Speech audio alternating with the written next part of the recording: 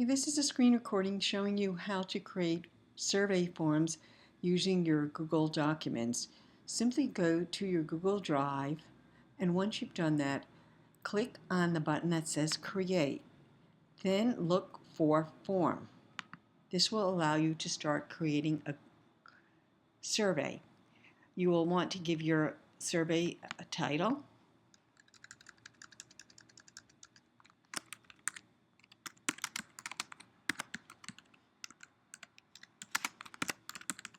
You can write in some directions here to help your person that would be responding.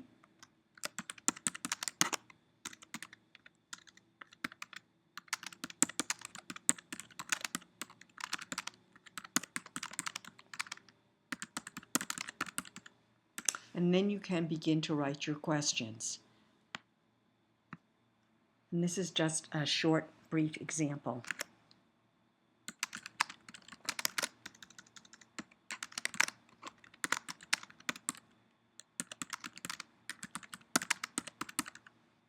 And then you are offered options about what type of question you'd like it to be. In this case, I'm going to pick checkboxes.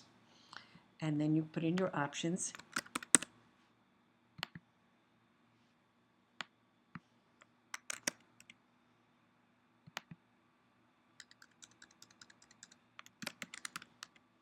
And I believe it's usually a good idea to make your questions required. So there's an option here for required. And then you would, once you have that question set up, click Done. Now you can go on to add your next item. In this case, I'm going to make it paragraph text. Okay. And again, give your question a title or type in what you would like the person to be doing in this paragraph.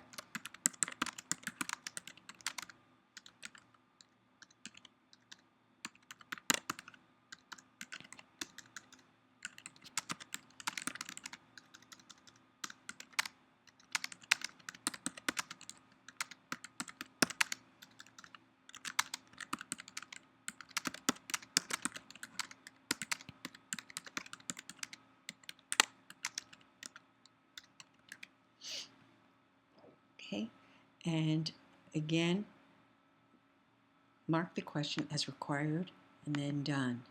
And continue along the process, adding items as you go. You also can use these tools to edit a question that you've already created, or for some reason or other, if you had to delete it, you can do that. The duplicate feature is helpful if you want to make a question that follows that's fairly similar to a question you just authored. You would duplicate the question and then just edit it slightly. Okay, when you're finished, you will go down to the bottom and you would take the default show link to submit another response, publish and show a link to the results of this form to all respondents, or allow respondents to edit responses after submitting. This is handy if you do want the person that's responding to be able to edit it after they've started to answer the questions. Okay, for now I'm just going to go send form. And what I ordinarily do is I usually copy this link, and I would then use that as a hyperlink, for instance, if I were creating a web page. You also can get an embed code. So if you wanted to insert your survey in a blog post, you would get the embed code and copy it. And you can change the width. 760 is really too wide for a blog post, so you might change that down to, let's say, 400, and then click Done. And again, make sure you get that embed code that you need. You should be set. I think you just have to do a little of this by trial and error. What you would do is go back to your blog post and copy that embed code. And if you're using Blogger, you'd switch over to the HTML code. When you want to see the responses, you do go back into your Google Drive and you look for your form, and you'll be looking for the form as you named it, and you'll be looking for the version of it called responses. And this is really where you would tell Google Drive, and that's important to click on, to show those responses and where you want them to be. In this case, I forgot to title my form, but I could do it here.